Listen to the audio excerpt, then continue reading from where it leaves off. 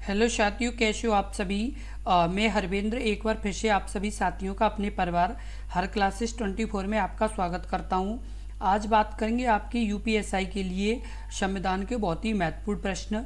और यदि आपने पिछली वीडियो नहीं देखी है तो इस वीडियो के डिस्क्रिप्शन में प्लेलिस्ट का लिंक दिया गया है, तो आप उन वीडियो को भी ज़रूर देखें क्योंकि ये वीडियो आपके लिए बहुत ही महत्वपूर्ण वीडियो है। इसी तरह के प्रश्न आपके यूपीएसआई एग्ज़ाम में पूछे जाएंगे, इसलिए आप इन सभी वीडियो को ज़रूर देखें। और यदि आपने अभी तक अपने इस यूट्यूब चैनल को सब्सक्राइब नहीं किया है तो सब्सक्राइब जरूर कर लें, क्योंकि यदि आप सब्सक्राइब कर लेंगे तो आपको इसी तरह के महत्वपूर्ण प्रश्नों की लगातार वीडियो हम जैसे ही अपलोड करेंगे तो नोटिफिकेशन मिलती रहा करेगी, इसलिए ज़रूर सब्सक्राइब कर लें।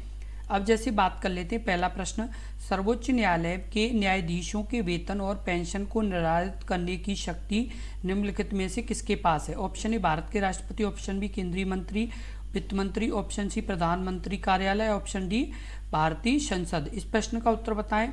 इस प्रश्न का उत्तर क्या होगा? तो इस प्रश्न का जो उत्तर सही होगा वो आपका सही होगा ऑप्शन डी भारतीय संसद। भारतीय संसद सर्वोच्च न्यायालय के न्यायाधीशों के वेतन और पेंशन को निर्धारित करने की शक्ति मिलती है किसे? तो भारतीय संसद को।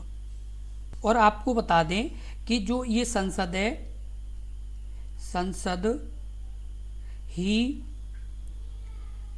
कानून बना सकती है किसके लिए? वेतन और पेंशन के लिए। कौन? संसद ही कानून बना सकती है वेतन और पेंशन के लिए। और आपको बता दें सर्वोच्च न्यायालय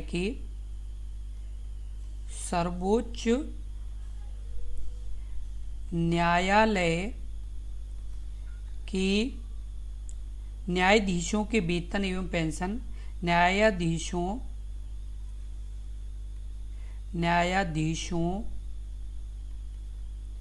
के वेतन एवं पेंशन भारत की संचित निधि पर भारित होते हैं। भारत की संचित निधि पर भारित होते हैं, यानी भारत की संचित निधि से ये सर्वोच्च न्यायालय के न्यायाधीशों को वेतन और पेंशन दिए जाते हैं। अगला प्रश्न है प्रश्न नंबर 2, उच्च न्यायालय के न्यायाधीशों के वेतन और भत्ते निम्नलिखित में से किसके द्वारा निर्धारित किए जाते हैं? जो उच्चतम न्यायालय उसके न्यायाधीशों के। तो ऑप्शन ए संसद, ऑप्शन बी भारत के राष्ट्रपति, ऑप्शन सी वित्त आयोग, ऑप्शन डी उच्चतम न्यायालय के मुख्य न्यायाधीश। इस प्रश्न का उत्तर बताएं। तो इस प्रश्न का उत्तर सही होगा आपका ऑप्शन ए संसद। यानी जो उच्चतम न्यायालय के न्यायाधीश हैं उनके वेतन और भत्ते कौन निर्धारित करते हैं? तो ये संसद द्वारा निर्धारित किए जाते हैं, यानी संसद ही कानून बना सकती है। कौन कानून बना सकता है? संसद ही कानून बना सकती है। और ये जो इन्हें वेतन और भत्ते दिए जाते हैं, और इन्हें जो वेतन और जैसे भत्ते दिए जाते हैं वो आपको यानी बता दें कि किसके द्वारा दिए जाते हैं। तो ये आपके होते हैं, वो आपके संचित निधि से दिए जाते हैं। किससे? संचित निधि से दिए जाते हैं।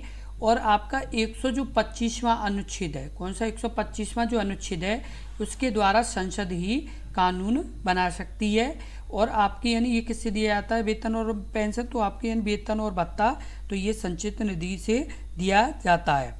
प्रश्न नंबर 3, भारत के सर्वोच्च न्यायालय के न्यायाधीश को कार्यवाहक मुख्य न्यायाधीश के रूप में नियुक्त करने का अधिकार किसके पास है?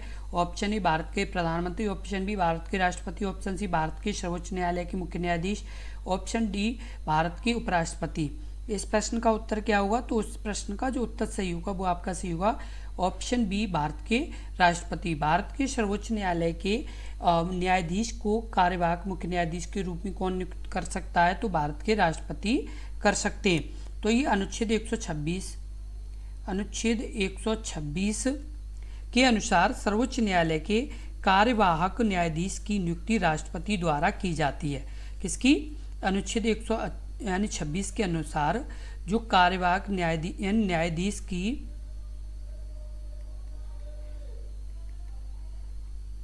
मुख्य न्यायाधीश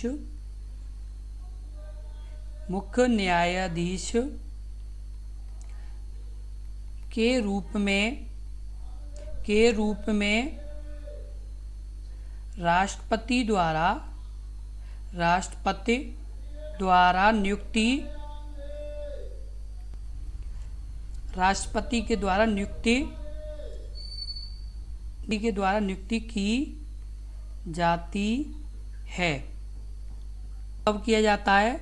जब मुख्य न्यायाधीश का पद रिक्त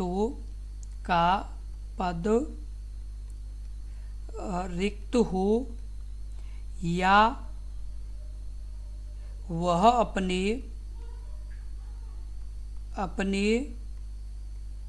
कर्तव्यों का निर्वहन करने में असमर्थ हो, तब यानी कार्यवाहक मुख्य न्यायाधीश के रूप में नियुक्ति की जाती है।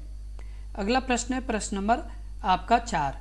भारतीय संविधान के किस अनुच्छेद में उल्लिखित है कि सर्वोच्च न्यायालय एक अभिलेख न्यायालय या कोर्ट ऑफ रिकॉर्ड होगा? ऑप्शन ए अनुच्छेद 125, ऑप्शन बी अनुच्छेद 121, ऑप्शन सी अनुच्छेद 117 या ऑप्शन डी अनुच्छेद 121। इस प्रश्न का उत्तर बताएं। इस प्रश्न का उत्तर क्या होगा? तो इस प्रश्न का जो उत्तर सही होगा वो आपका सही होगा ऑप्शन आपका डी अनुच्छेद 129। भारतीय संविधान के किस अनुच्छेद में उल्लिखित है कि सर्वोच्च न्यायालय एक अभिलेख या न्यायालय ऑफ कोर्ट रिकॉर्ड होगा? तो इस प्रश्न का जो उत्तर सही होगा वो आपका सही होगा अनुच्छेद 129। अनुच्छेद 129 में ये प्रावधान है कि सर्वोच्च न्यायालय एक अभिलेख न्यायालय है। क्या है? सर्वोच्च न्यायालय एक अभिलेख न्यायालय है। किसमें ये उल्लेख है? तो आपका 129 में उल्लेख है। भारतीय संविधान का निम्नलिखित में से कौन सा अनुच्छेद सर्वोच्च न्यायालय की आरंभिक अधिकारिता से संबंधित है? ऑप्शन ए अनुच्छेद 133, ऑप्शन बी अनुच्छेद 137, ऑप्शन सी अनुच्छेद 141, ऑप्शन डी अनुच्छेद 131। इस प्रश्न का उत्तर बताएं। इस प्रश्न का उत्तर क्या होगा? तो इस प्रश्न का जो उत्तर सही होगा वो आपका सही होगा आपका ऑप्शन डी अनुच्छेद 131। अनुच्छेद 131 में भारतीय संविधान का यानी जो सर्वोच्च न्यायालय की आरंभिक अधिकारिता से संबंधित है। किससे संबंधित है? तो सर्वोच्च न्यायालय की अधिकारिता से संबंधित है। कौन सा अनुच्छेद? 131 अनुच्छेद। और जो 131 अनुच्छेद है इसमें ये प्रावधान किया गया है, इस अनुच्छेद में ये प्रावधान किया गया है। नंबर 6, निम्नलिखित में से किस बात में भारत के सर्वोच्च न्यायालय का क्षेत्राधिकार और अन्य है? ऑप्शन ए मौलिक अधिकारों का उल्लंघन, ऑप्शन बी संसद सदस्यों के निर्वाचन विवाद, ऑप्शन सी विधानसभा के सदस्यों के निर्वाचन विवाद, या ऑप्शन डी भारत सरकार और एक या एक से अधिक राज्यों के बीच कोई विवाद। इस प्रश्न का उत्तर बताएं। इस प्रश्न का उत्तर क्या होगा? तो इस प्रश्न का जो उत्तर सही होगा वो आपका सही होगा ऑप्शन डी भारत सरकार और एक या एक से अधिक राज्यों के बीच कोई विवाद। यानी क्या है? निम्नलिखित में से विवाद भारत के सर्वोच्च न्यायालय का क्षेत्राधिकार और मूल्य यानी और अन्य है, तो भारत सरकार और एक या एक से अधिक राज्यों के बीच का कोई विवाद। प्रश्न नंबर 7, भारतीय संविधान के निम्नलिखित में से किन अनुच्छेद में दीवानी मामलों के संबंध में उच्च न्यायालय में सर्वोच्च न्यायालय के अपीलीय क्षेत्राधिकार के प्रावधान शामिल हैं? ऑप्शन ए अनुच्छेद 136, ऑप्शन बी अनुच्छेद 131, ऑप्शन सी अनुच्छेद 132 या ऑप्शन डी अनुच्छेद 133। इस प्रश्न का उत्तर बताएं। इस प्रश्न का उत्तर क्या होगा? इस प्रश्न का उत्तर कमेंट बॉक्स में लिखें। इस प्रश्न का उत्तर क्या होगा? तो इस प्रश्न का जो उत्तर सही होगा वो आपका सही होगा, इस प्रश्न का जो उत्तर होगा वो आपका सही होगा ऑप्शन डी अनुच्छेद 133। अनुच्छेद 133 के अनुसार भारतीय संविधान में क्या है? तो दीवानी मामलों के संबंध में उच्च न्यायालय एवं सर्वोच्च न्यायालय अपीलीय क्षेत्राधिकार में प्रावधान शामिल हैं। तो ये किस अनुच्छेद में? तो अनुच्छेद 133 में है। अनुच्छेद 133 में ये बताया गया है कि किसी उच्च न्यायालय की किसी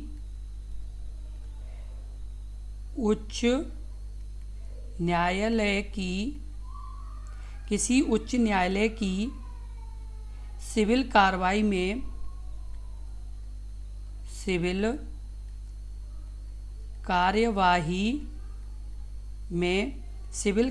में दिए गए किसी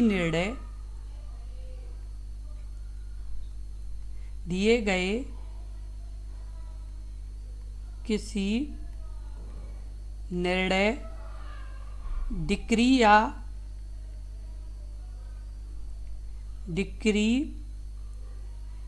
या अंतिम आदेश की अपील सर्वोच्च न्यायालय में होगी। आदेश की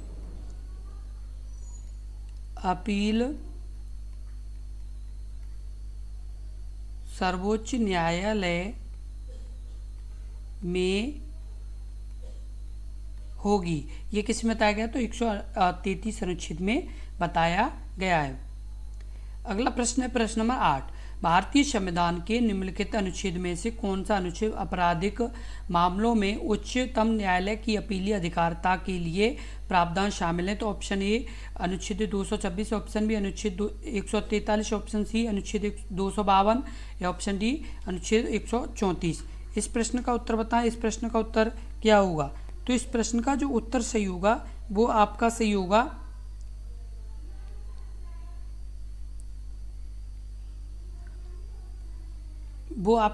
ऑप्शन डी अनुच्छेद 134। अनुच्छेद 134 में आपराधिक मामलों में उच्चतम न्यायालय की अपीलीय अधिकारिता के लिए प्रावधान शामिल किया गया है। प्रश्न नंबर 9। भारतीय संविधान का कौन सा अनुच्छेद उच्चतम न्यायालय को भारत के क्षेत्र में किसी अदालत या न्यायाधिकरण से अपील करने के लिए विशेष अनुमति प्रदान करने की अधिकृत करता है? ऑप्शन ए अनुच्छेद 136, ऑप्शन बी अनुच्छेद 125, ऑप्शन सी अनुच्छेद 327, ऑप्शन डी अनुच्छेद 251। इस प्रश्न का उत्तर बताएं। इस प्रश्न का उत्तर क्या होगा? उत्तर होगा वो आपका सही होगा ऑप्शन यानी ए 136। 136 में उच्चतम न्यायालय को भारत के क्षेत्र में किसी अदालत या न्यायाधिकरण से अपील करने के लिए विशेष अनुमति प्रदान करने के लिए अधिकृत करता है। किसी न्यायालय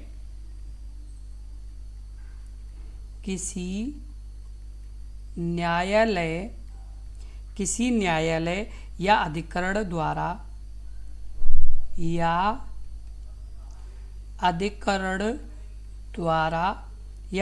द्वारा किसी मामले में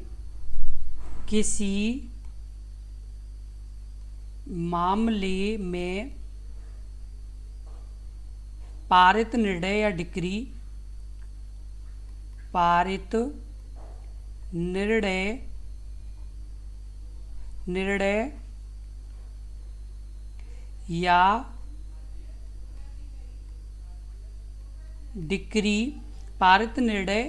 डिक्री अवधारणा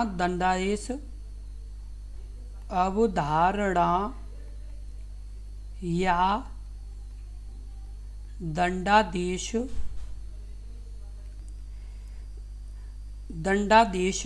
आदेश की अपील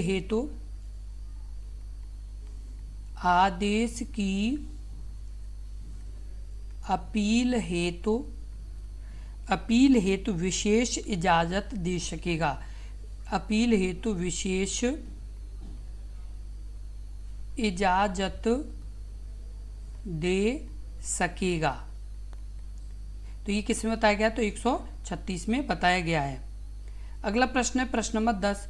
भारतीय संविधान का कौन सा अनुच्छेद राष्ट्रपति को सर्वोच्च न्यायालय से सलाह लेने के लिए अधिकृत करता है? ऑप्शन ए अनुच्छेद 143, ऑप्शन बी अनुच्छेद 172, ऑप्शन सी अनुच्छेद 135 या ऑप्शन डी अनुच्छेद 121। इस प्रश्न का उत्तर बताएं। इस प्रश्न का उत्तर क्या होगा?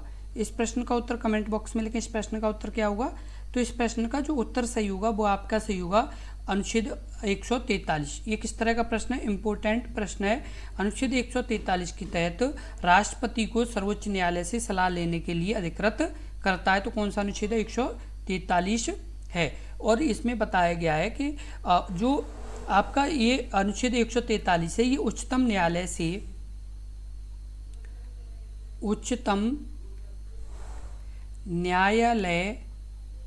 से परामर्श करने की राष्ट्रपति की शक्ति के संबंध में प्रावधान करता है। किसके में? परामर्श की राष्ट्रपति की शक्ति का प्रावधान करता है। कौन सा अनुच्छेद? अनुच्छेद 143।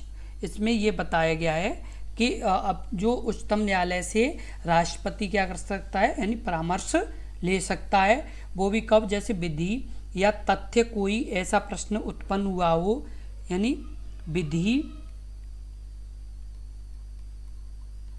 या तथ्य कोई ऐसा प्रश्न उत्पन्न हुआ हो या होने की संभावना हो, वह व्यापक महत्व का है। यानी किस तरह का? वह व्यापक महत्व का है, तब राष्ट्रपति सर्वोच्च न्यायालय से परामर्श ले सकते हैं। इसी तरह के बहुत ही महत्वपूर्ण प्रश्नों की लगातार वीडियो देखने के लिए अपने इस YouTube चैनल को जरूर सब्सक्राइब कर लें, क्योंकि यदि आप सब्सक्राइब कर लेंगे तो इसी तरह के बहुत ही महत्वपूर्ण प्रश्नों की लगातार आपको वीडियो मिलती रहेगी, जो आपके एग्जाम के लिए बहुत ही ज़रूरी है। यदि आपने अभी तक अपने इस YouTube चैनल को सब्सक्राइब नहीं किया है तो कृपया ज़रूर सब्सक्राइब कर लें और इस वीडियो को ज़्यादा से ज़्यादा शेयर करें, जिससे और भी अभ्यर्थी अपने इस परिवार से जुड़ पाएँ। और यदि आपको वीडियो अच्छे से समझ में आई हो और वीडियो अच्छी लगी हो तो वीडियो को लाइक ज़रूर कर दें। धन्यवाद।